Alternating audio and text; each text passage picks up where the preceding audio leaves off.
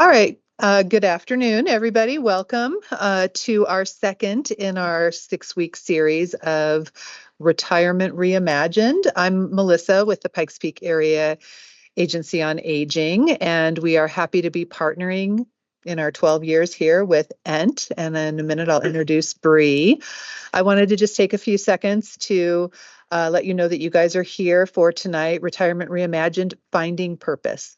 So we are excited to have our guest speaker with us tonight, or this afternoon. It's still afternoon, 4 to 5. And so just a reminder, the Area Agency on Aging, for those who don't know, we are an organization that provides a lot of services and supports for older adults 60 and over that most people don't often know. And to summarize it pretty quickly, ultimately we have our yellow book that's available, and the yellow book is really all about the different services and supports that are available, especially listed on the back. So for people to reference that in order to kind of know all of the different things that are available. And again, we do have our 6th series. Tonight is Finding Purpose. Next week will be estate planning. So we look forward to having our attorney here in the room for that. And we're reminding everybody to hold their questions till the end, and then we'll have time for that and look forward to the things that people have to say. With that, I'm going to go ahead and bring Bree up to say a few words about ENT and then to introduce our speaker. So great. Happy to have you all here with us. Thank you so much, Melissa. My name is Bree Shalito. I am the Director of Financial Wellbeing for ENT Credit Union. So grateful to those who joined us here today in person as well as online. Indeed, hold your questions till the end. I'll also just say that in person, our speakers have been kind to answer a few more questions. So if anyone feels like joining us in person here for the remainder, be more than welcome. So at ENT, we are Colorado's largest credit union. We have over 60 service centers across the Front Range. So very focused on community and improving financial well-being. Especially in our financial well-being department, we have classes similar to this that we either partner with or teach ourselves. And then we also offer free financial coaching to members and non-members. So excited to be here and have to Kent share the information that he has here tonight. I'm so excited to introduce Kent. Kent Matthews is a master degreed social worker with 45 plus years of experience teaching and coaching people who are facing challenging life experiences. Kent recently left the Pikes Peak Area Agency on Aging, where he was the lead care manager for the Family Caregiver Support Center. During his 17-year tenure, Kent oversaw the planning and implementation of the annual Family Caregiver Pampering Day. Before his social work career, Kent worked for 15 years in the Lutheran Church Missouri Synod as the Director of Christian Education. During that time, he served 2 different congregations. Kent continues to provide a wide range of presentations, including this one, seminars and workshops on topics related to aging well, labyrinths, care partnering with an older family member, and being an elder, not elderly, to a wide variety of civic groups, community agencies, and faith organizations. Kent is also a therapeutic touch practitioner and Reiki master and continues to incorporate these skills to facilitate his work, assisting people in coping with the unique challenges of aging and caring for loved ones. Please join me in welcoming Kent Matthews. Thank you. So hi, this is the flesh version of what you just heard. It's good to be with everybody, those of you who are here, and then also all of those that are online. The topic for today is finding life's purpose. It's going to be a different kind of a spin when it comes to thinking about what to do during retirement. Hopefully, I'll give you some unique things to think about in addition to all of the other stuff that people say you need to do this, and this when you're doing your retirement planning. So,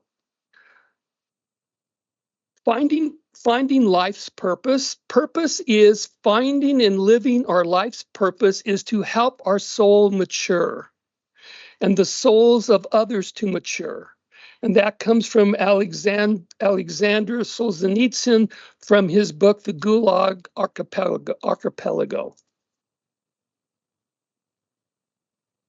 Purpose provides a number of things. It provides the opportunity for our soul, our beingness, to express itself. One of the things as we move deeper into the presentation is, for me, there's this division of who we are as human doings and who we are as human beings. The two are separate. So purpose provides the opportunity for our soul, our beingness, to express itself. It also can change daily, even hourly, or monthly, or yearly, or whatnot. So purpose isn't the whole purpose of this presentation on purpose is not to leave you with the impression of I have to find that one thing, okay? Because you may already know what your purpose is in life, but then 6, 8, 9 months or a couple years from now, that purpose changes because your life changes, okay? So purpose is fluid, it's flexible. And one activity can be different, can have different purposes. For example, your daily walk can be for exercise, or it could be to meditate. If it's for exercise, it has more about your doing. If it's for meditation, it's more about supporting your beingness and who you are as a human being. And your purpose may be able to to be present, allowing the other person to express their purpose. So the reason I put that one down, in my hospice career, there were times where, as a hospice social worker, I would leave the house and I spent time with either the family member or the hospice patient. And what was going through my mind as I was walking to my car was, who helped who? Because I was learning and being nurtured and supported more by them in the conversation than I felt I was giving to them. And the other happened, there were several times when I was here working at the area agency and I was doing a consultation for a family caregiver, and the same kind of a thing. I would be listening and asking questions, and then as they were talking back to me, it was like they were feeding me. They were supporting me and helping me based on the interaction that's going on. So our purpose in life may not be to do something, it may be just to be present, so that you being present in that person's life allows them to express their purpose for you.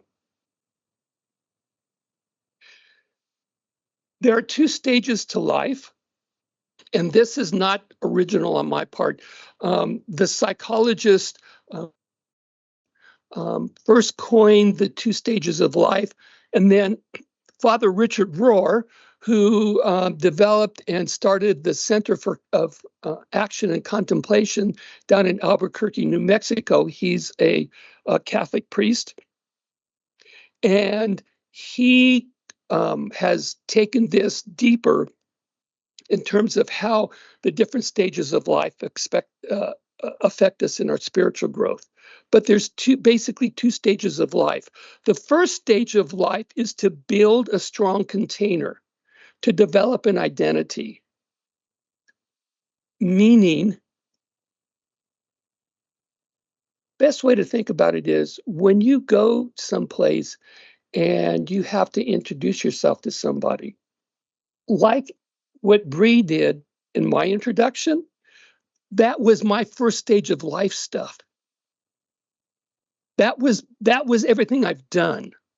That's the container that I have built for my soul to be in. Make sense? Okay. And the first stage of life is often thought about as, if you do it well, it's successfully surviving. And rather than saying successfully living, I put down surviving, because one of the things I've learned in my life is life changes. And so how I build my container, how successfully I survive the changes in life, has to do with the flexibility of the container that I've built.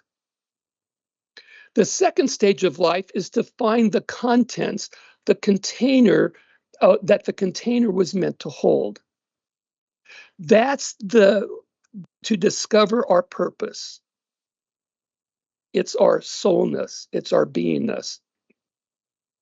The other way to describe soul work, very simply, there wasn't anything in my description that said, I'm kind, I'm generous, I'm forgiving, I'm, all of that kind of, there was nothing in there about that kind of stuff is what goes into the container. Right? So the first stage of life is our survival dance. And then the second stage of our life is what's called the sacred dance. So a little bit deeper in terms of the life stages. The survival dance, when you're in that stage, it's being assertive. It's seeking and getting what you need and what you desire. It's defined by the laws and tribal expectations. Tribal expectations are family expectations, church expectations, work expectations. That's tribal stuff.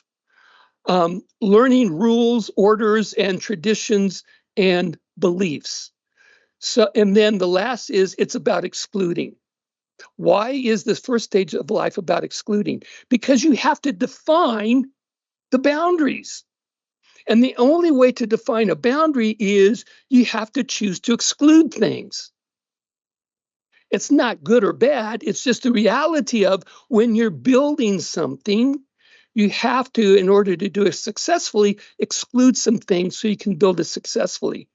The second stage is called the sacred dance. And that's where it gets kind of wonky for some people, because the first part right there says it's unlearning rather than learning. In order to be a part and to work the sacred dance, you have to let go of the laws and tribal expectations.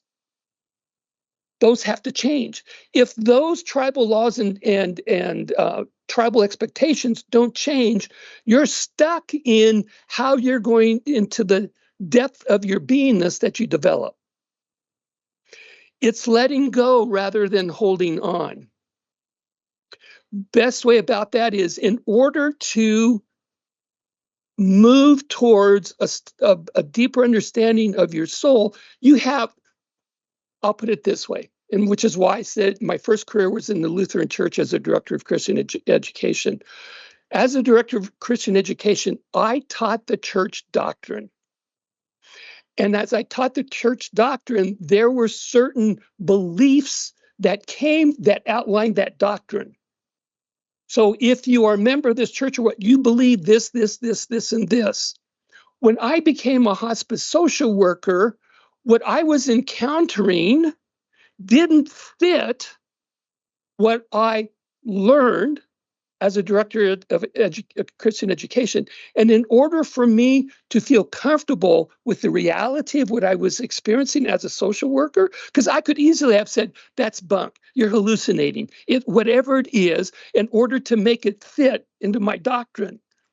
But in order to really thrive and experience the richness of what I was experiencing, because my hospice patients were sharing some very personal, in-depth things, I had to let go. And by letting go, my hand was open to receive the new stuff that was trying to be given to me. So it's a matter of letting go rather than holding on. And it's losing in order to gain, which is so countercultural.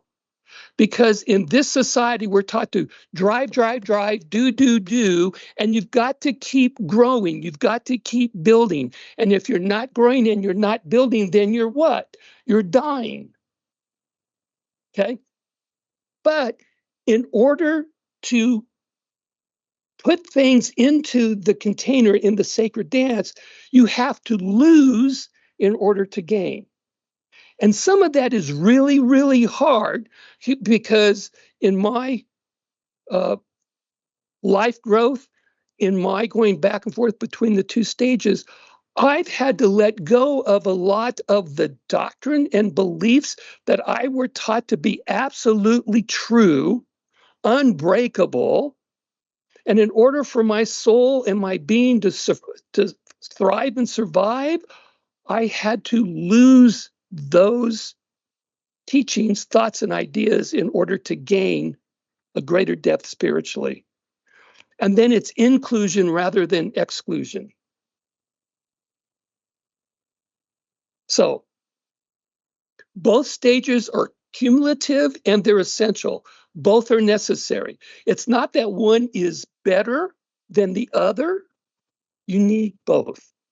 Even as we get older, even as we get into what's called retirement age, whatever that may be, at 71 years of age, I'm still moving back and forth between these two stages. Moving between the stages is not a result of age. It's a result of life experiences and what you do with those life experiences. That determines the movement back and forth. And to really move, the container that we created in the first stage of life must change from its present form into something new. Think about nature. Think about the butterfly. What was the butterfly before it became a butterfly? It was probably a caterpillar. And then, and we'll go into this when it's, because that last point is that movement is done through initiation rites. So for the caterpillar's initiation rite is they create a chrysalis and they go inside that chrysalis. Have you ever in your life thought about what happens to that caterpillar inside that chrysalis? The one time I first had that thought, I'm going, oh, that's got to be one gooey mess inside.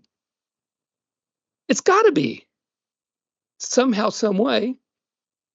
Another, coming from nature, another way to think about it is think of any crustacean, especially crabs. In order for them to grow, they constantly have to break out of the old shell. If they don't, they die. Okay, so moving back and forth and what we do with life is done through initiation rites. Initiation rites were common in ancient and indigenous cultures, and they were used to break down the ego state created in the first stage to create a greater sense of awareness through being. And they forced the death of old beliefs and ideals so new beliefs and ideals could begin. Basically, the other way to say this slide is, when I'm talking about indigenous cultures, I'm thinking of Native Americans. I'm thinking about the young men, that the boy who reaches a certain age and he's sent off to do his initiation, and he goes out into the wilderness for 3 or 4 days with no food, no water, and he has to survive. And a lot of that is meditating and all of that. And the thing about these initiation rites that a lot of people don't talk about or are aware of is that those young boys who did that, they could easily have died. Very easily, not ever come back. But when they come back, the tribe wants to know their new name. And the tribe wants to know what position they're going to be assuming in the tribe because of the initiation rite. So they move out of the boyhood expectations of the tribe into the manhood expectations of the tribe, two totally different lives and expectations, but they do that because of the initiation rites. So initiation rites are specific life events that serve as our initiations. So they can include things like failed relationships, substance abuse, illness, disease, homelessness, birth or adoption, a change in religion, public recognition, accidents, bankruptcy, unemployment. The list goes on. In fact,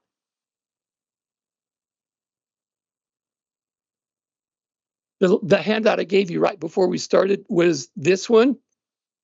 This came out of a book called Life is in the Transitions, written by Bruce Feiler. He has 54 life changes identified. That's why at the top you see deck of disruptors. He calls it a deck of disruptors because he's thinking about a deck of cards. How many cards are in a deck? 54. Okay. And he categorizes them according to love, identity, beliefs, work, and body. Okay. It's a rather comprehensive list, but these are our initiation rites. Some are positive, some are negative. And our initiation rites, they can be chosen by us or forced upon us. So a chosen initiation rite would be getting married. That forces a change in your life, but it's one that you've chosen. Or maybe not chosen, but you're getting married anyway. Or the sudden death of a family member. That's an initiation. That's a life event that that's not chosen. Who would willingly choose that? The Bruce Feiler calls these initiation rites, he calls them life disruptors, because they literally disrupt your life. Whether they're positive or negative, they disrupt, they change. And these initiation rites, these life disruptors, create change that can be confusing and disorienting. What did I just get myself into? Why is he leaving the toilet seat up all the time? And if the life disruptor, the initiation rite, is forced, it often feels like we're hitting bottom. So things like um, uh, sudden illness, and it's a life-threatening illness. They haven't said it's terminal, but it's really, really serious. Or a death, or a divorce, or bankruptcy, or a car accident that doesn't kill you, but it winds up maiming your body for the rest of your life. Those are huge, huge, huge life disruptors that when they occur, you feel like you are hitting bottom. And these life transforming events create liminal space. So what is liminal space? Liminal space is that inner state created by an outer situation for the purpose of thinking new ways.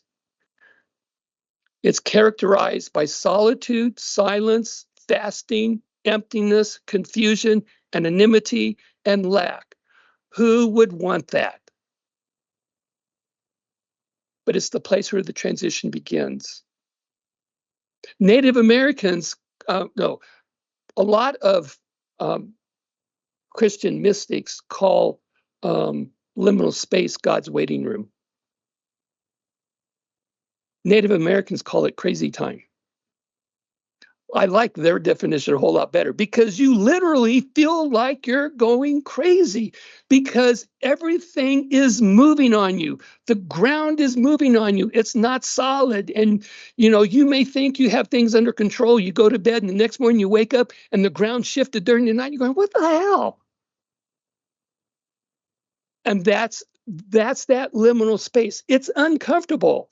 The liminal space is what the caterpillar crawled into the chrysalis to become a butterfly. That's the liminal space. But the transitions are turning points. And they're turning points because they're needed for growth in the expression of our true self. God or the universe, whoever you want to call it, however you want to call it, is wanting you to deepen your maturity. And how do you do that? You got to go through change. And the transition points take longer than you think, but not longer than you need. And they change how we see ourselves and how others see us.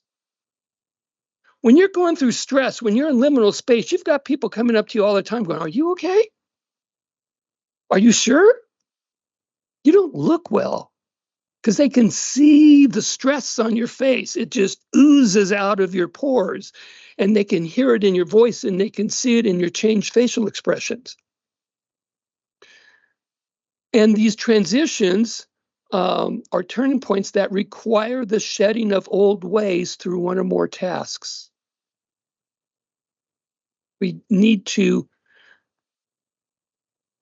it's not good to get stuck in a liminal space. And part of where people what comes to mind is when I think of people who are stuck or got stuck for a very long time in liminal space is grief. Something happened and it was so terrible, so catastrophic that 5, 6, 8, 10 years later, they are still dealing with that grief. The intensity of the grief hasn't eased up or calmed down over that period of time. It's still as intense as it was. Okay. So there are things that we can do, tasks that we can do to help us move out of the liminal space. And here they come. So there's 5 tasks. The first task is harvesting, and that's coming to terms with the past in order to face the current reality. So I went through a bankruptcy.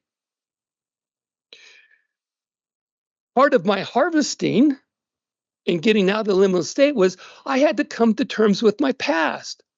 I was not good at managing money. I made poor decisions on a lot of different reasons and for a lot of different purposes. But I had to face that reality in order to begin to understand how, when I come out of the bankruptcy, how am I going to keep myself from repeating it again? If I don't do the work of coming to terms with my past, I'm just setting myself up to go down a slippery slope again. Task number 2 is dealing with failures. It's seeing the blessings in our failures. And by doing that, it provides a deepened maturity. The facts were the facts, but the conclusions were wrong. I'm married to, the best way to describe Nita is she's a Pollyanna. And after 37 years of marriage, I'm still getting used to it. Because she will. So, quick story. I was driving home yesterday. I was on I-25 going north, and all of a sudden I couldn't accelerate. And my engine light was flashing. Okay. And so I got over, and something told me intuitively, don't turn the car off because you may not be able to turn it back on. So I was thinking, where can I get? So I was thinking about a garage that I might be able to limp the car to start that process. And so we're going through the whole process of, is it going to be covered under the warranty? Is it going to be covered under the class action suit to the car people that made the car, all that kind of stuff. And so we're dealing with all that. And Nita said, I'm so grateful that you didn't get hurt. I'm so grateful that you were safe in the car. I'm grateful that you were able to get it someplace safe so it could be looked at. I'm grateful that you didn't break down in the middle of the highway and had to contend with traffic rushing. I mean, she instantly went to seeing the blessings in the failure. I'm still, even today, going, and I'm still uptight about that. But she is automatically dealing with failure. She's just that way. But you have to see blessings in failures. Task number 3, healing relationships. Forgiving yourself by releasing past hurts and resentments. And that may require the support of a professional therapist or a counselor. The best example I have for this one in terms of healing relationships, I went through a divorce. My parents got divorced when I was in 7th grade. I went through my own divorce. And I found a counselor, and it was probably 7 months into the counseling. And I walked in from my normal weekly session. And she said, how you doing today? I said, great. I feel like we're getting kind of done, like we're kind of finished. First sentence out of her mouth was, let's talk about your dad. I said, literally, what does my dad have to do with my divorce? The good counselor said, let's talk about your dad. So then she asked me to sit where I normally sit. And she said, okay, I'm going to do a little exercise with you. So I want you, imagine your dad is sitting in a chair across from you. I said, not a problem.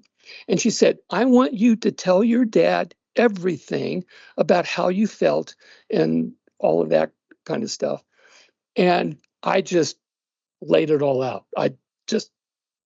And because my dad and I didn't have a good relationship for a lot of different reasons.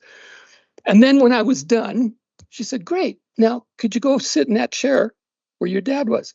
I said, okay. So I went over and sat down in the chair. And she said, okay, in this chair, you're your dad. So what I want you to do is I want you to reply to the empty chair where you had been sitting. And I want you to reply as your dad would to you. And so I did that. And when I was done, she said, great, now go back, sit in your chair. And she said, okay, I want you to respond to your dad. So I went back and forth about 3 or 4 different times. I can't remember how many times it was. By the way, this technique is well known for a lot of therapists and counselors. It's called the empty chair. But it's a very effective technique because the last time I was my dad, I remember these words as if it was yesterday. I heard my dad saying through me, if I had known how gentle your soul was, I would have done things differently. And when those words came out of my mouth, it was like a pebble had been dropped into the water and the ripple effect went out and everything changed in the present moment. It changed in the past and it changed in the future. It literally changed how I relate to my dad. It healed instantaneously all of those old wounds. It was amazing, absolutely amazing. But in order for us to grow, depending on the situation and the circumstances, we may have to spend time in task 3 in terms of healing relationships by starting with ourselves first. Because the other thing I've learned over the years is you cannot love or forgive somebody any more than you love or forgive yourself. It's just not possible. Think about, if any of you have, aware of the lock system, where you've got 2 different lakes and they build a series of locks in between so the boats can go up and up to get to the higher lake or to reverse going down. Okay, when you think about it in those locks, you've got 2 of them here. When they put the water in, it cannot go above where the water is here. It can't. Physically, it's impossible to do, which is why, and the same principle applies with loving yourself and forgiving yourself. You can only forgive somebody as much as you've forgiven yourself. And you can only love somebody as much as you love yourself. Task number 4 is expanding potential. Practicing forgiveness for yourself and others. This one relates closely to task number 3. Once you've worked on yourself, you got to practice forgiving others as well. But it's also recognizing the interdependence of the world. David Brooks, who is he's a conservative author, journalist, writer, and he has written a lot of books. The one book where this is coming from is called Second Mountain. And in the book, Second Mountain, he talks about how currently in our society, we have hyper-individualism, which has severely impacted the quality of our community life. And the hyper-individualism, the easiest way to describe it is I had a lot of caregivers tell me that when the adult kids were in talking about mom and dad, they would say, dad has basically said to me, I don't want your help. I'm independent, self-sufficient. I don't need your help. Thank you very much. Even though they were struggling and barely getting along. That was their mantra for a lot of different reasons. We overvalue our independence. There was another time where a caregiver came in, and it was very evident that he was very proud of his being independent and self-sufficient. And so I don't know what prompted me to do this, but I just off the cuff, I said, so how's your well? He said, what do you mean well? I live in the city. I'm on city water. Oh, okay. So how's your windmill doing? Is it producing a lot of electricity? No, I don't have a windmill. I'm on city electric. Why? And I said, so how long did it take you to build your house? Well, I didn't build my house. The company built my house. Oh, okay. And I was trying to gently, maybe not so gently, put cracks in that I'm independent. I've done all this myself. As a community, when you really think about it, we are interdependent of each other. And if that wasn't proven by COVID and the fact that we almost lost societal order in COVID because of things that were going on, so we are truly interdependent. And we need to begin to recognize that again. And then task number 5, resurrecting unlived lives. The dreams we put on hold in order to get married or have a family or social standing in the community. Always the classic of, and when I was a kid, I was dreaming of being a doctor. But my dad told me women can't be doctors and you can be a secretary or a teacher. So I became a secretary. But I'm still grieving that I can't be a doctor or I didn't, become a doctor. So all of us have in our past those things that we wanted to do, but because of practicality or because of tribal expectations, we were told we couldn't or can't do. And then it's also discovering and acknowledging the artist, the explorer, the student, the athlete, the teacher, the creative one trying to get out. Now's the time to figure out what you didn't do, why you didn't do it, and do you want to go back and try to do that? Grandma Moses started painting when she was, in her 90s? Something like that. Colonel Sanders was 61, 63 when he started Kentucky Fried Chicken. There's literally hundreds and thousands of stories of people who said, I'm not listening to any of that. This is what I believe about myself. This is what I want to do. And it's a dream. And I'm going to go out and go after that dream. That's acknowledging the artist, the explorer, the student, the athlete. That's part of finding purpose in this part of life. So purpose is pursuing these 5 tasks. And pursuing these 5 tasks is to give our soul, our being, permission to explore and to live our deepest desires through new roles, through new containers. So this whole time of, quote, retirement is about deconstruction, reconstruction. In fact, Father Richard Rohr puts it this way, and I've seen this in a lot of other books. This whole process is, so you start out with order, and then you hit disorder, you hit the life disruptors. And then you go through reorder, which is something totally new and something totally different. And now, in this age of our lives, we have the opportunity to really get creative as to the new that we want to create in our lives. Some new life roles might be, roles for an expanded life purpose might be being a mentor. What life lessons do you have to teach? One of the blessings that I've just recently finished writing my autobiography, and I realized by writing my autobiography, I became the person that I am today, the human being I am today, because I had mentors at key points in my life. Mentors when I was in adolescence, mentors when I was working, but also in my career, I was able to be a mentor because I was a field instructor for the MSW program for Newman University here in Colorado Springs.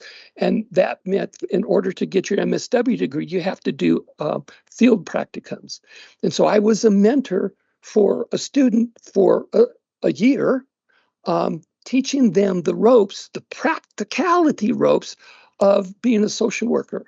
So being a mentor, being a mediator, the resolver of conflicts requires a special skill set, a certain amount of patience and insights, but in your order, disorder, reorder, you may discover you've got skills and you could be a mediator for a lot of different situations, or being a monitor, a watchdog of public and corporate entities, or a mobilizer, a mover and a shaker for needed change.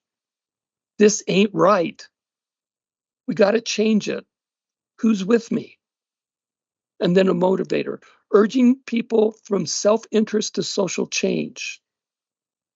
And we have a lot of self-interest going on right now. So, purpose. You are living your life's purpose when you provide an inspired approach to life that nurtures future generations. Ooh, I want to be like you when I grow up. You're inspiring future generations. And it could be as simple as, I want to be a grandma like you are right now. My sister moved, she was living in Kansas. She moved out here for a lot of different reasons. She was here for about 12 years, and she moved back to Topeka. Why? Because she had her first grandson, and she wanted to be a grandmother like our grandmother was to us. And that was her motivation, so that she could be around to inspire her grandson and to nurture him and care for him as much as possible. It's also encouraging others to use their potential for the common good of everyone.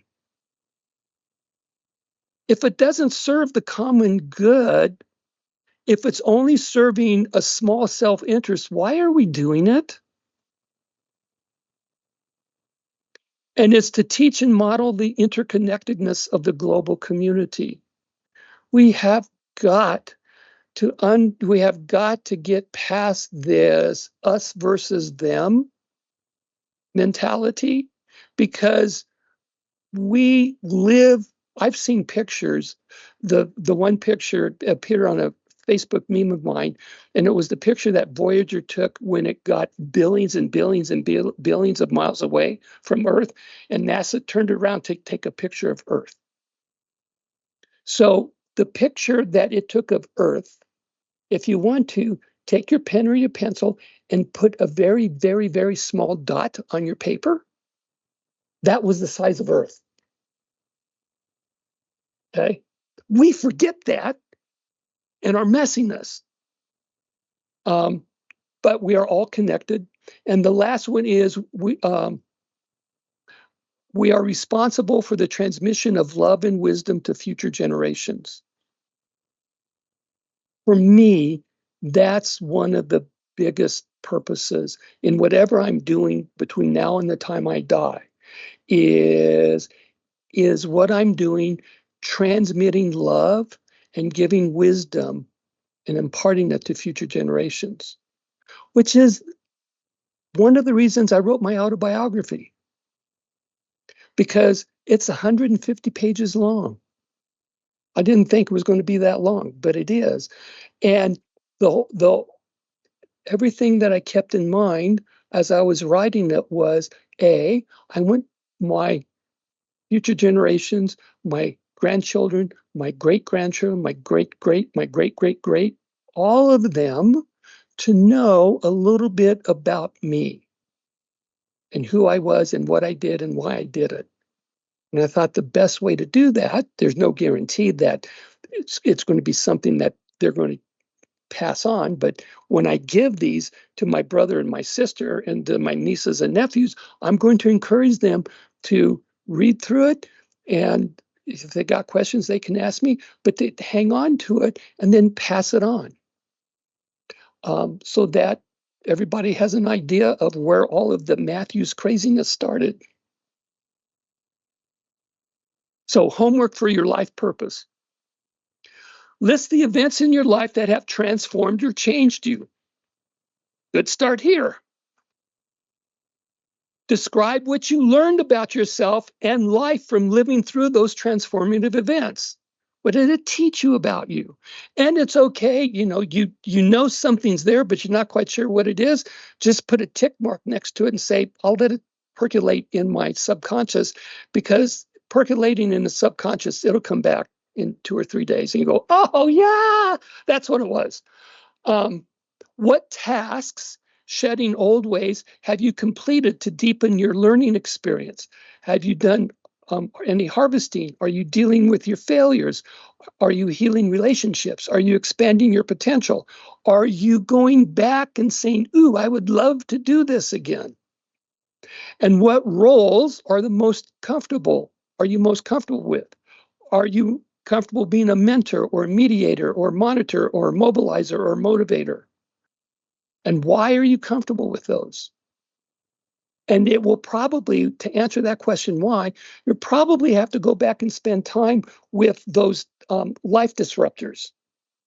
Because that's where that life disruptor and how you coped with it, whether it's positive or negative, had the seeds for these new roles, guaranteed. And then how do those roles connect you to your transformative life events? So, in conclusion, an individual has not started learning until he can rise above the narrow confines of his individualistic concerns to the broader concerns of all humanity. Reverend Dr. Martin Luther King. And those are the resources I used to put this together. Any questions?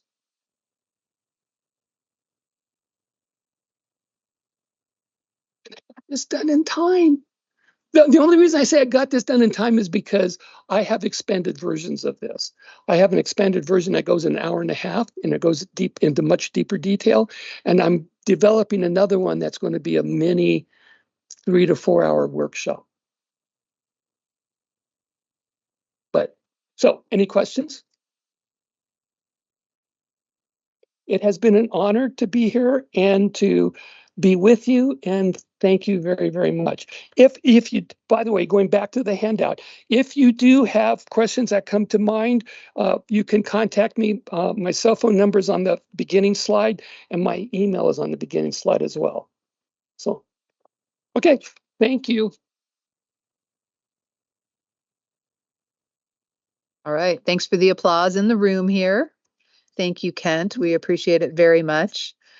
I know that listening to some of the things you brought up here, I would hope for some time to actually work on some of these homework right here, right now.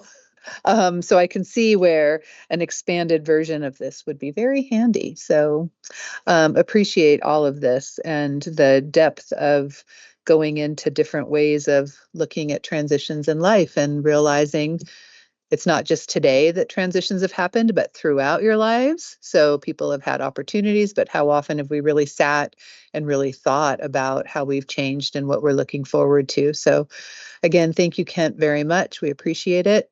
And I just wanted to make sure that we don't have any questions online, just to see. So I'm going to give a second in case anyone online has decided they had a thought or two. All right. And as a reminder, next week we'll be back here again, and we'll have our attorney here with us talking about estate planning. And also for people, we do have a podcast recording that you can check out called Aging with Altitude. It's on Studio Radio 809. And I do have a flyer here in the room. There's a lot of really interesting content on there. You can poke around and listen to it on your phone, listen to it on your computer. And if you're interested in checking that out, I wanted to remind people of that while you're practicing your life in transition. So, all right, well, take care. Have a great night.